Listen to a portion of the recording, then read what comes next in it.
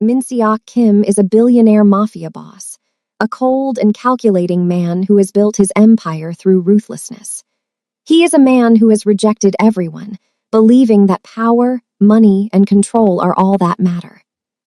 Within the first few moments, the high-paced world of Min-seok comes crashing down.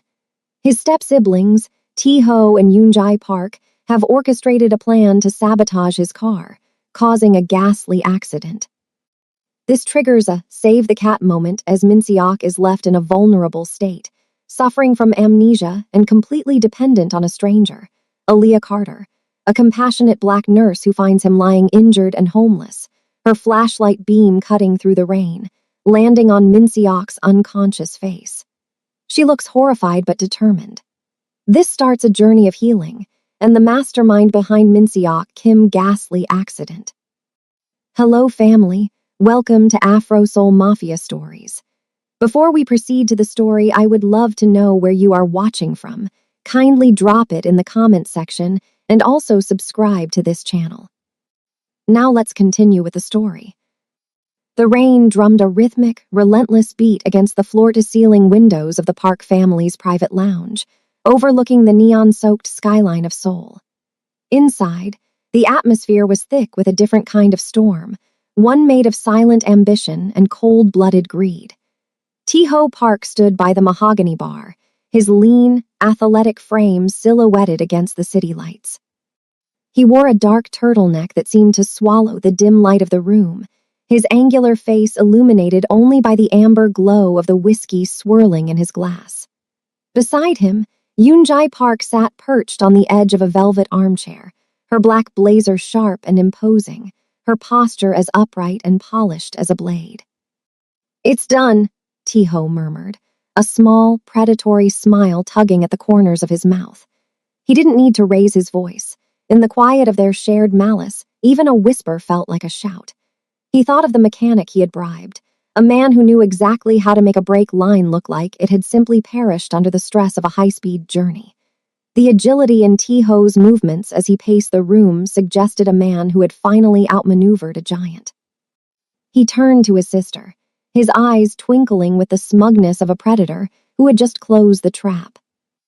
Yoon-jae didn't return the smile immediately. Her delicate features remained neutral, her calculating intellect already 3 steps ahead, imagining the legal paperwork that would follow the tragedy. She smoothed the lapel of her blazer, her gaze distant yet sharp. "Min-seok is meticulous," she cautioned, her voice a smooth, dangerous silk. "If he suspects even a tremor of betrayal before he hits the mountain road, we lose everything." She looked up at her brother, her expression shifting into a polite but cunning edge. "He believes he is the only one fit to hold the inheritance. He thinks our blood is diluted because we are steps. Tonight, we show him that diluted blood can still drown a king."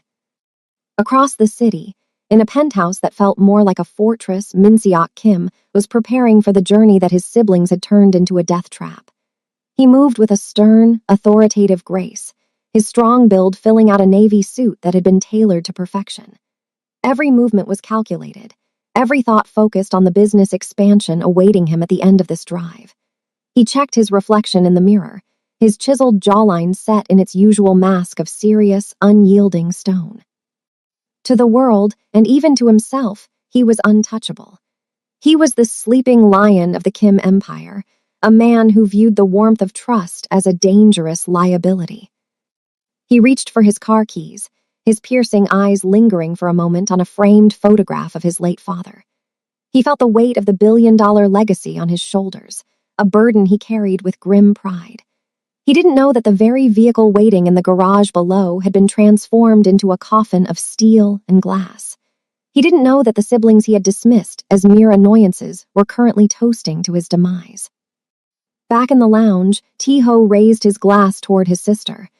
"To the king," he mocked, his voice dripping with arrogance. Yoon-jae finally let her smile widen, a graceful but chilling expression of triumph. She stood up, her slender frame exuding a newfound power. "To the inheritance," she corrected. The sound of Min-seok's engine roaring to life echoed through the secure parking garage blocks away. He pulled out into the rain, the navy suit pristine, his dark hair sleek and polished, his mind focused on a future that was being erased with every rotation of his tires. As he accelerated toward the mountain pass, the Park siblings sat in the dark, waiting for the phone call that would tell them the king had finally fallen. They remained poised and elegant in their cruelty, two serpents watching the clock, smiling at the chaos they had set in motion. The mountain road was a serpent of wet asphalt, coiling around the jagged cliffs of Seoul's outskirts. Inside his luxury sedan, Min-seok Kim sat enveloped in the scent of expensive leather and the soft hum of a high-performance engine. He drove with a cold, focused intensity, his piercing eyes fixed on the road ahead as the rain lashed against the windshield like 1,000 tiny needles. He was a man who believed he controlled every variable, every outcome.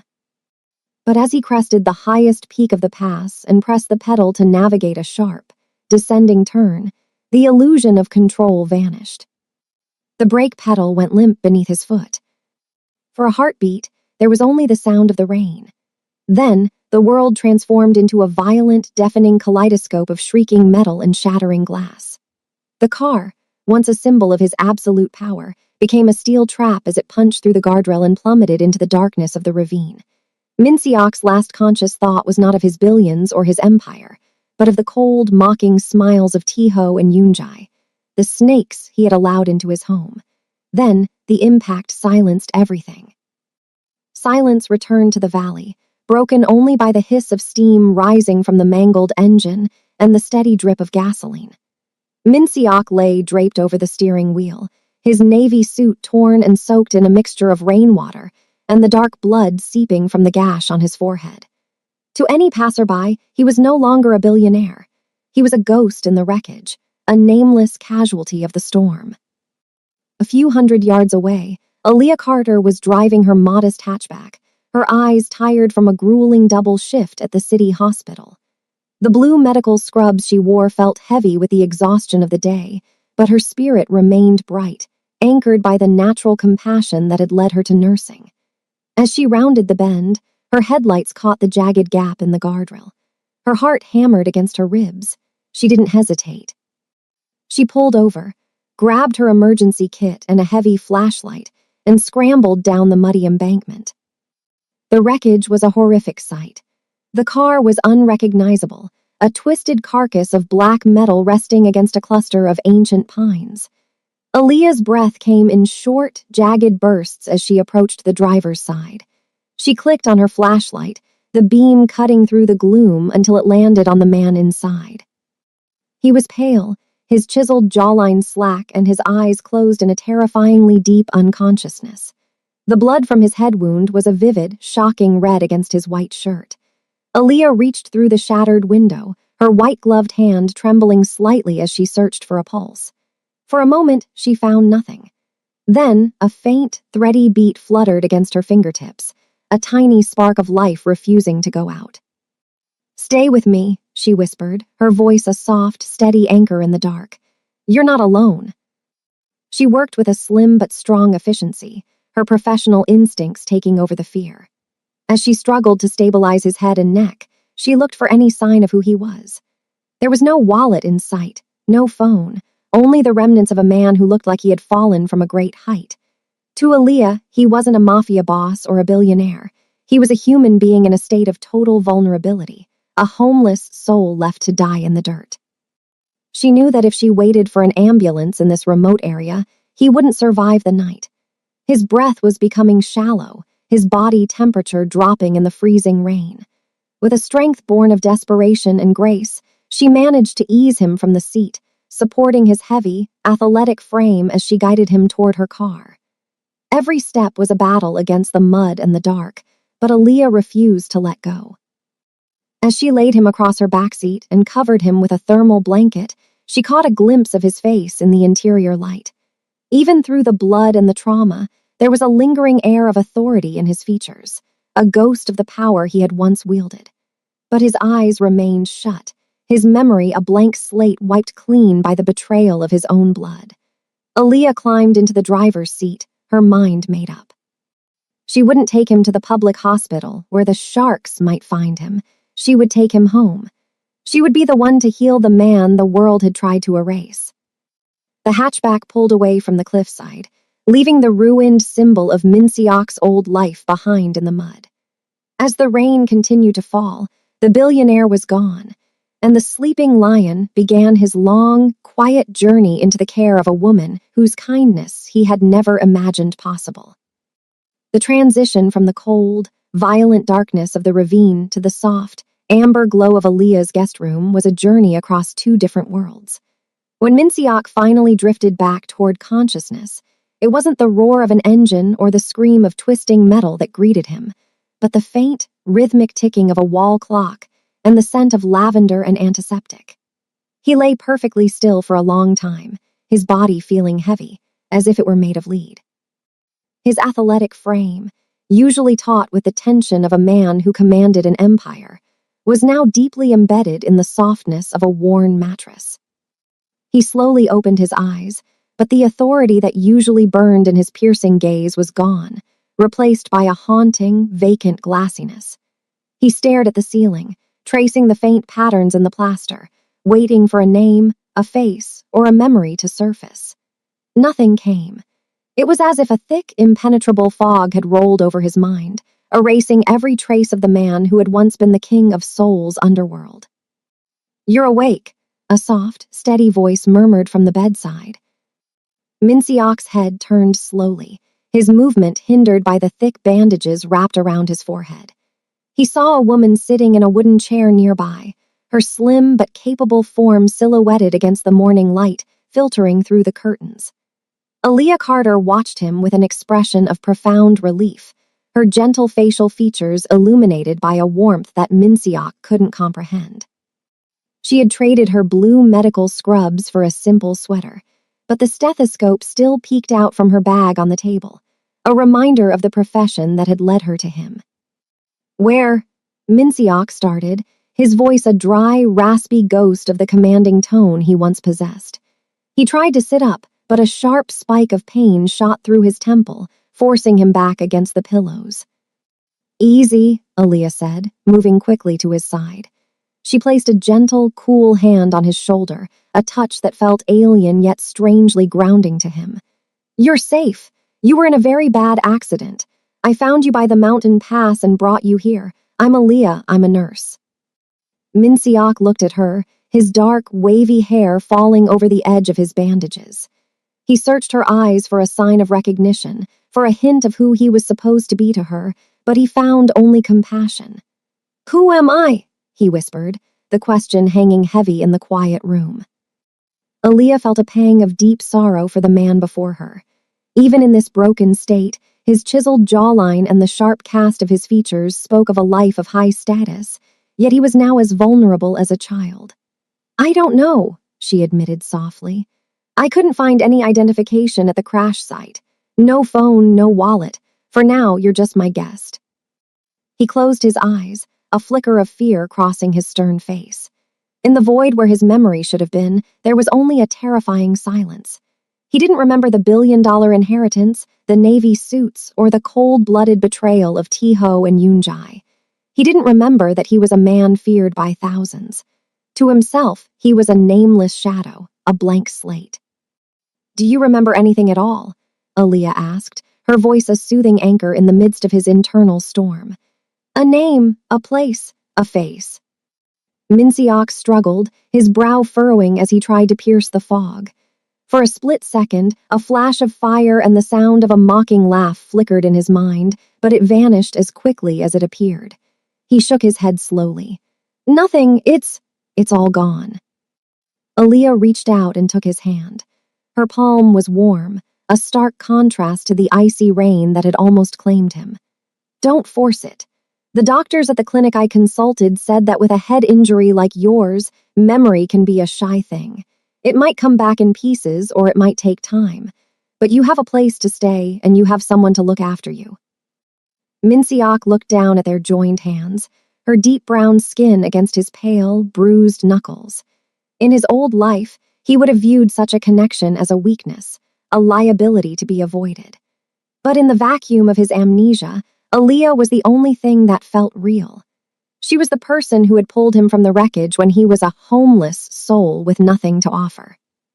"Why?" he asked, his voice stronger now but still laced with confusion. "Why help a stranger who has nothing?" Aaliyah gave him a small, natural smile that reached her eyes. "Because you were hurting, and I could help. That's enough of a reason." As the hours passed, Aaliyah moved about the small apartment with a graceful, quiet efficiency, preparing a simple broth and checking his vitals with a practiced hand. Minsiok watched her every move, his intense eyes following her as if she were the only light in a dark room. He felt a strange, quiet peace beginning to settle over him, a feeling that was entirely foreign to the ruthless mafia boss he had once been. He didn't know that across the city, his step-siblings were already drinking to his memory, toasted by the very wealth they had stolen from him. He didn't know that he was a dead man to the rest of the world. In this small, warm space, he was simply a man being nursed back to health by a woman whose kindness was the first lesson in his new life. Minsiok Kim, the lion of the underworld, was gone. In his place was a nameless guest, leaning on the strength of a nurse who had saved his life, not for his money or his power, but simply because his heart was still beating. He drifted back to sleep that evening, not to the dreams of conquest and blood that usually haunted him, but to the steady, comforting sound of Aaliyah humming a soft melody in the kitchen, his only anchor in a world he no longer knew. The morning sun rose over Seoul, but it did not carry the warmth of a new beginning. Instead, it shone with a cold, clinical brilliance upon the glass towers of the Kim conglomerate. Inside the executive boardroom, the air was sterile and heavy with the scent of expensive cologne and old money. Tae-ho Park stood at the head of the long obsidian table, his dark turtleneck replaced by a sharp, slate-gray suit that signaled his transition from the shadows to the spotlight. He moved with a restless, lean energy, his fingers tapping rhythmically on the leather surface of an empty chair. The seat that had, until 48 hours ago, belonged to Minsiok Kim. Beside him, Yoonjae Park was the picture of poised, calculating elegance. Her black blazer was buttoned tight, her shoulder-length hair falling in a sleek, perfect line that framed a face of practiced mourning. She held a stack of legal documents with a steady hand, her delicate features settled into a mask of solemnity that hid the triumphant fire burning in her eyes. To the bank of lawyers and board members gathered before them, they were the grieving survivors of a tragic mountain accident. To each other, they were the architects of a new world order. "The search teams have concluded their second sweep of the ravine," Tae-ho announced, his voice carrying a practiced tremor of sorrow that didn't quite reach his twinkling, mischievous eyes. "Given the severity of the crash and the rising waters of the river below, they have officially declared that there is no possibility of survival. My brother, the chairman, is gone." A heavy silence followed, a vacuum that Yoonjae was quick to fill with the cold iron of her resolve. She stepped forward, the grace of her movements hiding the predatory instinct beneath. "In accordance with our father's contingency trust and the absence of a direct heir, the responsibility of the Kim legacy now falls to us. We cannot allow the empire Minsiok built to falter in his absence.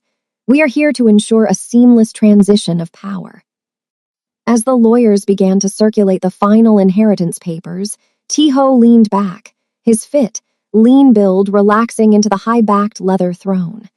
He watched the pens hit the paper, each signature a nail in the coffin of his stepbrother's memory. He felt a surge of arrogant adrenaline. For years, he had lived in the shadow of Minsiok's athletic, commanding presence, dismissed as the lesser sibling. Now, with a few drops of ink, he had inherited the crown he didn't have the strength to earn, but had the cunning to steal. The siblings didn't wait for the ink to dry before they began the systematic dismantling of Minsiok's inner circle. Loyalists were reassigned to remote provincial offices. Personal assets were liquidated into private offshore accounts. They moved with a ruthless efficiency that would have almost made Minsiok proud had he been there to witness his own erasure. By noon, the digital displays in the lobby had already been updated. The name Minsiok Kim replaced by a generic corporate logo, a ghost being exorcised from his own machine. Later that evening, the siblings retreated to Minseok's private penthouse, a place they had once been forbidden to enter without an invitation. Tiho threw himself onto the designer's sofa, kicking his feet up on a marble coffee table that cost more than a common worker's yearly salary. He uncorked a bottle of vintage cognac from Minseok's private collection, the amber liquid catching the light as he poured 2 generous glasses. He was so certain of his invincibility, Tiho mocked, his voice echoing in the vast, empty space. He raised his glass toward the panoramic view of the city, a view that now belonged entirely to him. He died in the mud like a dog while we drink his finest reserve in his own sky. It's almost poetic, isn't it, Yoonjae? Yoonjae walked to the window, her reflection ghost-like against the glass. She didn't share her brother's loud bravado. Her triumph was quieter, deeper. She thought of the ghastly accident they had orchestrated and felt no sting of conscience. In her mind, power was not a birthright. It was a prize for the most patient hunter. She turned back to the room, her upright posture exuding a cold authority that seemed to fill the vacuum Minseok had left behind. "The world has a short memory, brother," she said, her voice a sharp, polished blade. "By next week, the name Minseok Kim will be a footnote in a financial report. We have the inheritance. We have the title. He is at the bottom of a ravine, and we are on top of the world." They clinked their glasses together, the sound sharp and final in the quiet penthouse. They laughed, a sound of pure, unadulterated greed that celebrated the death of a king. They were so consumed by the brilliance of their own stolen crown that they couldn't see the flicker of a distant light in a small apartment across the city. They truly believed that the man they had betrayed was gone, his memory buried under layers of steel and mountain dirt.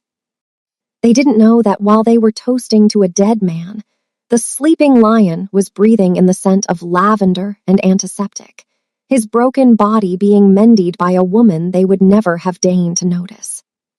The Park siblings had stolen the crown, but they had forgotten one fundamental truth about the man they called brother. Minseok Kim had never lost a war, and he had never left a betrayal unpaid. As they drank to their victory, the clock was already ticking toward the day the ghost would return to reclaim what was his. The weeks that followed passed in a blurred sequence of sunrise and shadow, as the man who had once ruled through fear learned to exist through grace. In the quiet confines of Aaliyah's modest apartment, Minseok's recovery was not just a mending of bone and skin, but a slow dismantling of a soul he no longer remembered possessing.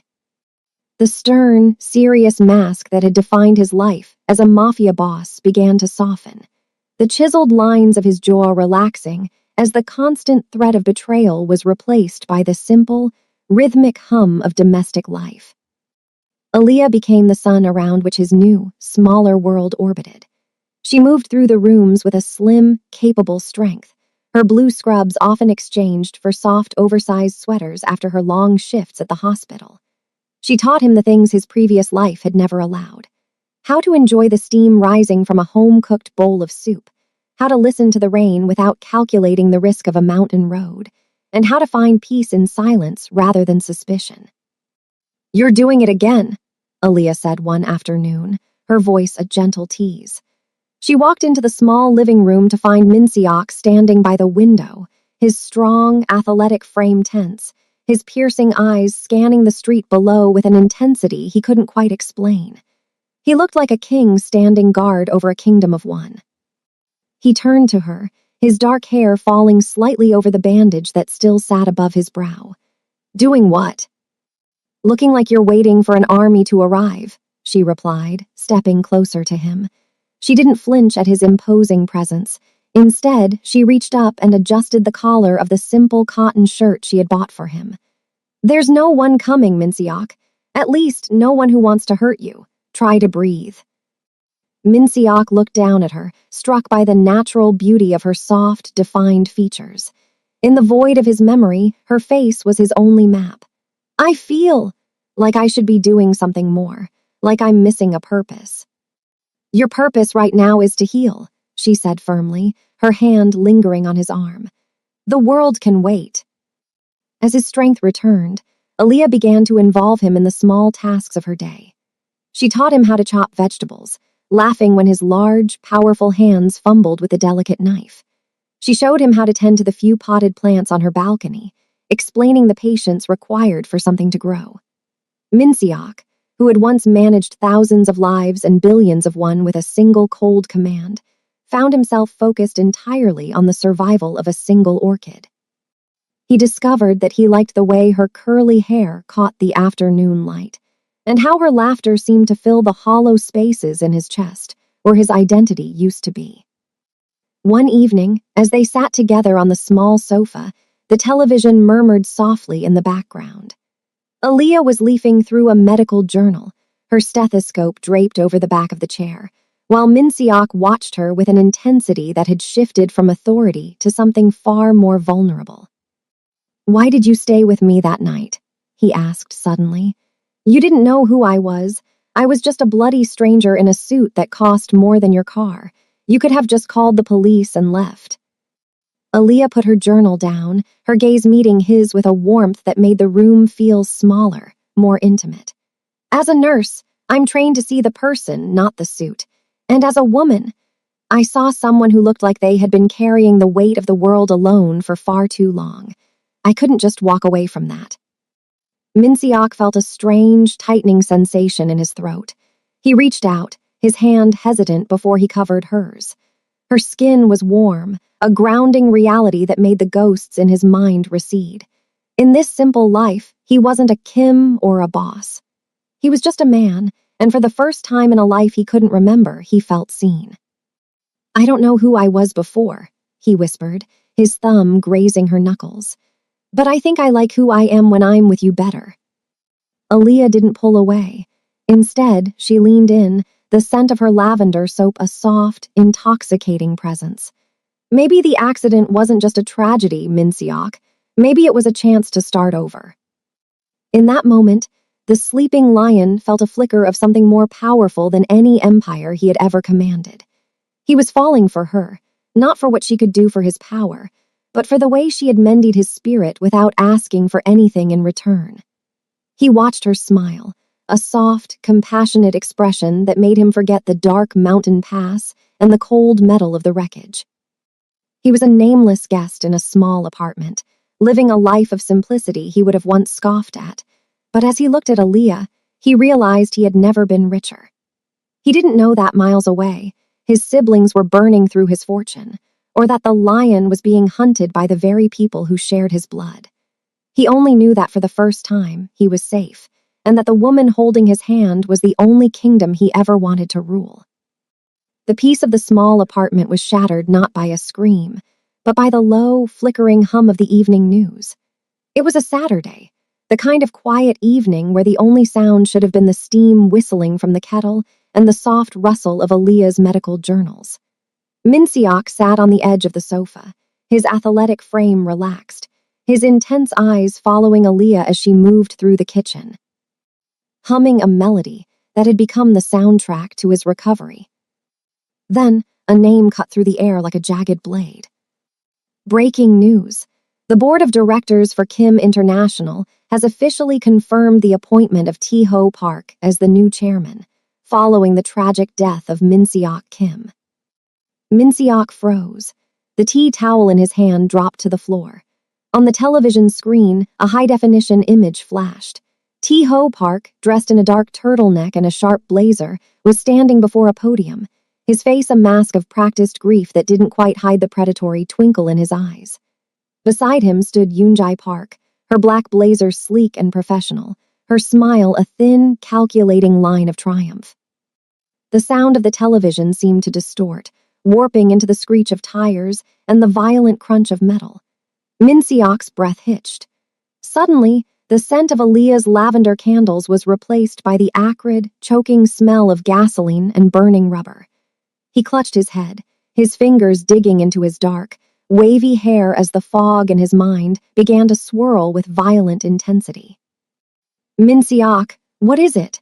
Aaliyah's voice was distant, a faint echo against the roar of a memory he couldn't stop.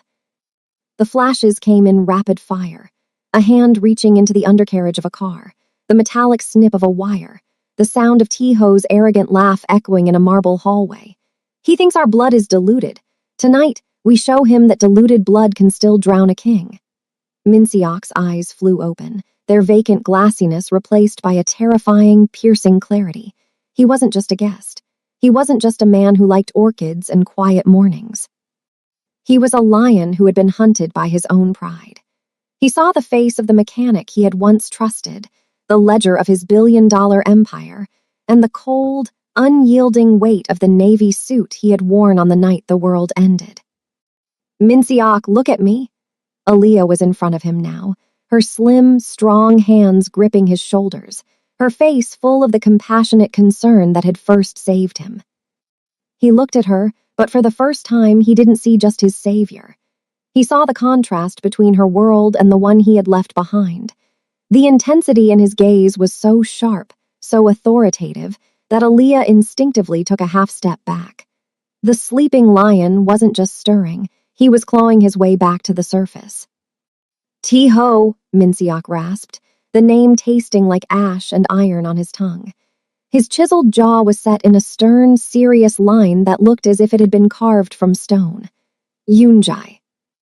"You remember," Aaliyah whispered, her heart hammering against her ribs. She saw the shift in his posture, the way his shoulders squared and his presence seemed to grow until he filled the small room with an air of lethal authority. The man who had fumbled with a vegetable knife was gone, replaced by someone who looked like he could dismantle a city with a single word. Minciok stood up, his movement fluid and powerful. He looked at the television, where his step-siblings were now toasting to their new era with vintage champagne. The betrayal burned in his chest, a cold, white-hot fire that scorched away the peace he had found in Aaliyah's arms. "They did this," he said, his voice dropping to a low, dangerous vibration. "They didn't just want the money, they wanted me dead." He turned to Aaliyah, and for a moment, the hardness in his eyes wavered. He saw the stethoscope on the table, the simple life she had shared with him, and the natural beauty of the woman who had asked for nothing but his health. He realized with a jolt of agony that his memory was a double-edged sword. It gave him back his power, but it threatened to steal the only peace he had ever known. "Aaliyah," he started, his voice cracking. "I know who you are now," she said softly, her eyes searching his. She had seen the news too. She knew the face of the man on the screen. "You're him, the one they call the boss." The silence that followed was heavy with the weight of a billion-dollar legacy and a life of blood. The trigger had been pulled, and the bullet was already in flight. The ghost in the wreckage had found his name, but as Minciok looked at the woman who had nursed him back from the brink, he knew that the man he was about to become might be someone she could no longer hold. The haunting flashes of his old life weren't just memories, they were a summons. The king had been called back to his throne, and the vengeance he was about to unleash would leave no room for the simplicity of the home he had grown to love. The transition in Minciok's mind was not a gentle awakening, it was an industrial furnace roar. As he stood in Aaliyah's living room, the flickering television screen acted as a lightning rod, grounding the fractured electrical currents of his memory. The sleeping lion did not merely stir. He tore through the cage of amnesia with a ferocity that turned his blood to ice. Every detail of his life as the chairman of the Kim Syndicate returned with a crushing weight. The scent of Cuban cigars in his mahogany-lined study, the weight of the gold watch he'd been wearing during the crash, and the precise, cold calculations he made every morning before the sun rose. But with the power came the poison. The betrayal by T-Ho and Yunjai was no longer a series of blurry flashes. It was a crystal-clear recording playing on a loop in his mind. He remembered the dinner 3 nights before the accident, where Yunjai had smiled over her wine glass, her soft features hiding the fact that she was mentally measuring him for a coffin. He remembered the way T-Ho had patted him on the back, his mischievous eyes glittering with the knowledge that the diluted blood was about to strike. The depth of their treachery was a cavernous void, a realization that he had been hunted by the very people he had allowed to share his name and his table. Minciok's posture underwent a terrifying transformation. The slight, vulnerable slouch he had adopted during his recovery vanished, replaced by a rigid military precision. His athletic frame seemed to expand, his shoulders squaring as if preparing to carry the mantle of his empire once more. He looked down at his hands that had lately learned to chop vegetables and tend to orchids, and clenched them into white-knuckled fists. The strength in his well-toned arms wasn't for healing anymore. It was for reclaiming. Minsiak, Aaliyah's voice was a whisper, a soft plea for the man she had grown to love to stay. But when he turned his head to look at her, she saw a stranger. His eyes, which had been warm and searching just hours ago, were now piercing and intense, burning with an air of absolute authority that made the small apartment feel like a prison cell. The stern, serious mask had returned, carved from the same stone that had made him the most feared man in Seoul. The head injury, once a mark of his fragility, was now just a battle scar on a warrior who had returned from the dead. "They think I am a ghost," Minsiak said, his voice no longer raspy or hesitant. It was deep, resonant, and dripped with a lethal chill. "They think they can sit in my chair and drink my wine while I rot in a ravine." Aaliyah took a step toward him, her hands reaching out in a gesture of instinctive care, but she stopped when she saw the coldness in his jawline. "What are you going to do?"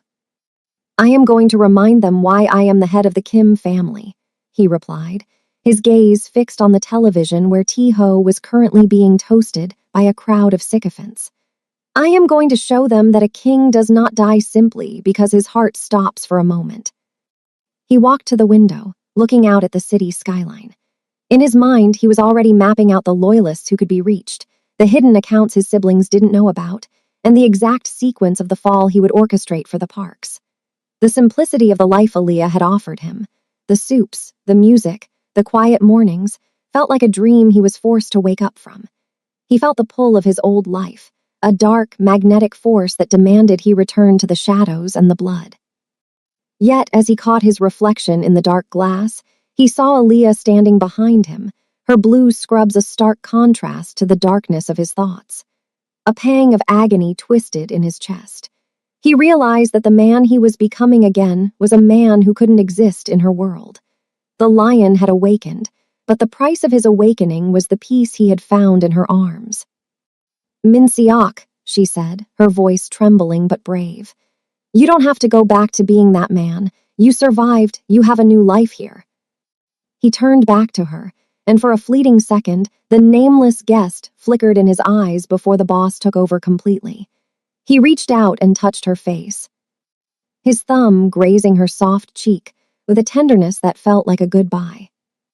"They tried to kill me, Aaliyah," he said, his voice a low, dangerous vibration.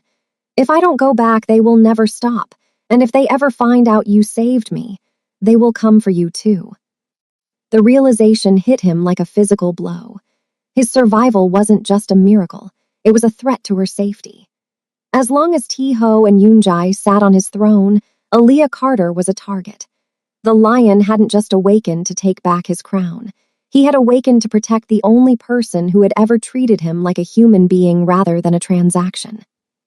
He pulled his hand away, the authoritative mask locking into place. The faithful day had arrived, and with it, the end of his innocence. He wasn't the broken man from the wreckage anymore. He was Minsiak Kim, and the world was about to find out that the grave couldn't hold him. He looked at the door, then back at Aaliyah, the fire of vengeance and the weight of his legacy finally consuming the quiet life they had shared. The hunt had begun.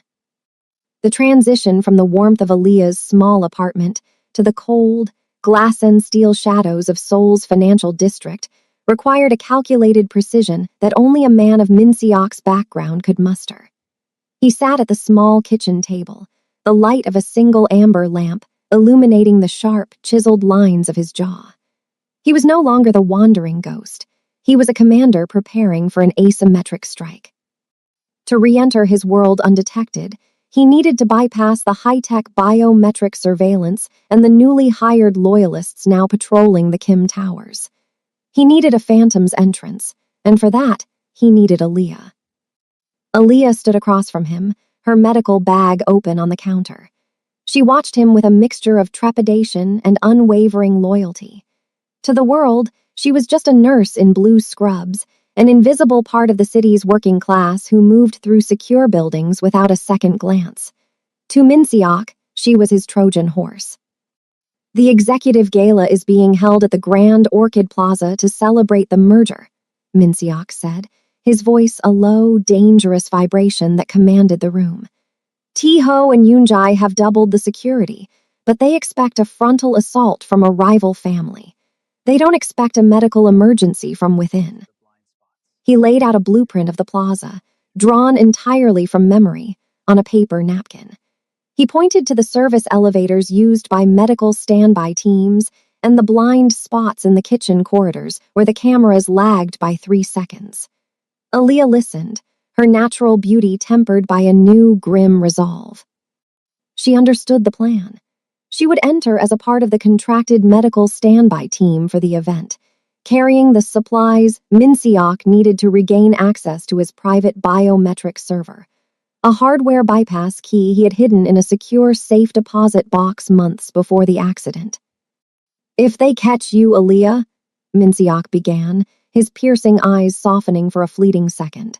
He reached out, his large hand hesitating before covering hers.